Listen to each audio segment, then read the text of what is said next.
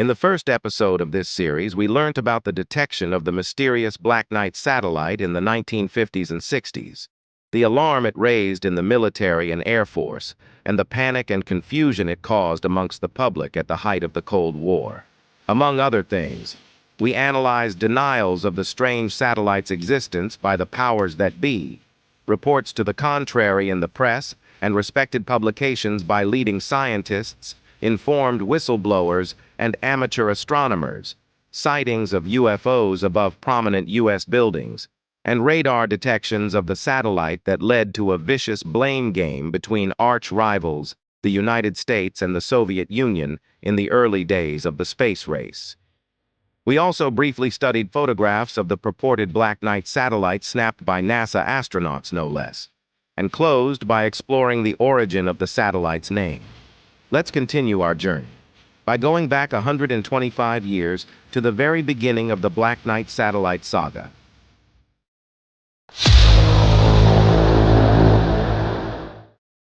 To gain a proper understanding of the subject, it is important to study key instances of signals received from the Black Knight satellite in chronological order. In 1899, Serbian-American inventor and electrical engineer Nikola Tesla erected a large tower at his laboratory in Colorado Springs to study atmospheric electricity and wireless power. While conducting experiments, he intercepted repeating signals from outer space.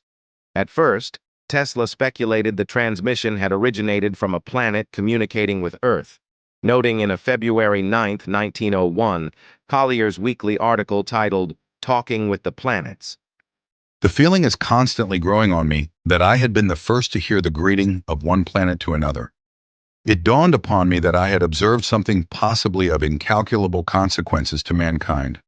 I felt as though I were present at the birth of a new knowledge or the revelation of a great truth. Upon further study, Tesla believed the radio waves emanated from a satellite orbiting Earth, until, finally, he formed the opinion that the signals came from an intelligent alien civilization based on Mars.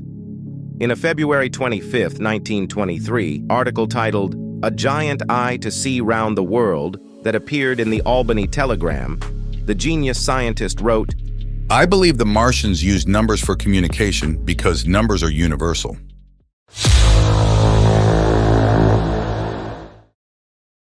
Radio waves, a type of electromagnetic radiation, have the lowest frequencies and longest wavelengths in the electromagnetic spectrum and can be larger than our planet. Given that the very first source of non-terrestrial radio waves were detected from the constellation of Sagittarius in the center of the Milky Way galaxy by American physicist and radio engineer Carl Jansky. Only in April 1933, the scientific community has explained away Tesla's signals as nothing more than radio wave pulses from a pulsar. But this interpretation is hotly contested by ufologists because Guglielmo Marconi, the Italian inventor and electrical engineer, known for his creation of a practical radio wave-based wireless telegraph system in 1896, also detected the same signals. But what convinced Tesla that the transmission had come from Mars? By the time H.G. Wells published The War of the Worlds, the red planet had been observed through telescopes for nearly 300 years, beginning with Galileo Galilei's studies of the phases of Mars in 1610, Giovanni Cassini's identification of the planet's polar ice caps in 1666, and Italian astronomer Giovanni Schiaparelli's observations of geological features, which he called canali, or channels, in 1877. The mistranslation of Schiaparelli's canali into English as canals led to the popular belief that Mars was inhabited by an extraterrestrial race capable of engineering and agriculture. American mathematician and astronomer Percival Lowell was tremendously inspired by the research on Mars that had preceded him. From his observatory in Flagstaff, Arizona, he examined the red planet extensively for 15 years. This included studies conducted during the 1907 opposition, or the period when it was closer to Earth. A prolific writer, Lowell postulated in his books Mars in 1895, Mars and its Canals in 1906, and Mars as the Abode of Life in 1908, that an advanced alien race indigenous to the planet had built canals to convey water from the polar caps to irrigate the remaining arable land in their arid, dying landscape. He confidently informed the editors of the journal, Nature, in London. After the melting of the South Polar Cap had got well underway, canals began to make their appearance about it. The planet is at present the abode of intelligent constructive life, and I may say in this connection that the theory of such life upon Mars was deduced from the outcome of observation, and my observations since have fully confirmed it. Lowell accompanied his hypothesis with illustrations of imaginary geological features on Mars, just as Schiaparelli had done earlier. But Lowell's grand pronouncements about Martian canals and their alleged creators had been discredited by the time of his death in 1916. The Times trod delicately in a valedictory editorial stating, "The present judgment of the scientific world is that he was too largely governed in his researches by a vivid imagination." Nevertheless, the determined efforts of Percival Lowell to unravel the mysteries of the Red Planet and the way his scientific writings played a role in shaping Tesla's thoughts cannot be overlooked.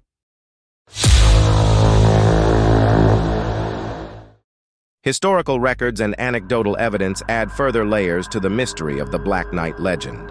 Although the Moon is our only celestial satellite, alien theorists contend that texts from various ancient cultures make references to a dark object, also called a dark arc, orbiting the Earth. Babylonian, Egyptian, and Greek mythology dwell specifically on the stars of the Boötes constellation. Even Homer mentions Boötes as a celestial reference for navigation in his epic poem, Odyssey. Unsurprisingly, the Boötes connection is at the heart of the Black Knight satellite narrative too. One of the most shocking aspects of the Black Knight satellite is its alleged age. According to one theorist, the alien probe has been orbiting Earth for approximately 13,000 years, long before the advent of human civilization. Scottish science fiction author Duncan Lunan made this age-related proposal in a 1973 Spaceflight magazine article, published by the British Interplanetary Society. He proposed the vast number of years after analyzing the long-delayed echoes, or LDEs, received by Norwegian engineer and ham radio operator Jørgen Hals in 1927. Lunan hypothesized that a 13,000-year-old object orbiting the Moon could have produced those LDEs. To arrive at this conclusion, he connected the satellite with the location of the North Pole star, Polaris, and then plotted a vertical axis of the transmitted pulse sequence with a horizontal axis of echo delay time. In 1998, Lunan explained this process. I tried plotting the delay times against the order in which the echoes were received, and at only the second attempt I found what looked like a star map. Lunan disclosed that the hidden radio message sent by the alien space probe announced, "Start here. Our home is Epsilon Boötes, which is a double star. We live on the 6th planet of 7, coming from the Sun, which is the larger of the two. Our 6th planet has 1 moon. Our 4th planet has 3. Our 1st and 3rd planets each have 1. This updates the position of Arcturus shown on our maps." The message also supposedly said, "Our probe is in the orbit of your moon." Remember the object Slayton claimed to have seen streak across the moon in 1958? Or references to the Boötes constellation in ancient cultures? Why, even the LDEs heard by Tesla, Marconi, and Hals. Was it the Black Knight satellite all along? In deciphering the code, Lunan pinpointed the origin of the probe to Epsilon Boötes, also known as Izar, a binary star system located in the constellation of Boötes. But he hit a roadblock when he plotted out the coordinates on the star map, as they did not line up with the position of the stars mentioned in the alien message, especially the position of Arcturus, the brightest star in that constellation. Things dramatically fell into place when Lunan, considering axial precession, adjusted the star map to reflect the position of Boötes constellation as it would have appeared a staggering 13,000 years ago. He found an exact match, which meant the Black Knight satellite arrived here in 11,000 BC. Despite gaining wide publicity in major news outlets, such as the New York Times, Time magazine, and the CBS Evening News, Luhnen retracted his conclusions in 1976. But that did not shake the conviction of the ufology community, who swore that the Black Knight satellite was real. However, Luhnen reinterpreted a portion of his theory in 1998 on the grounds of positional astronomy.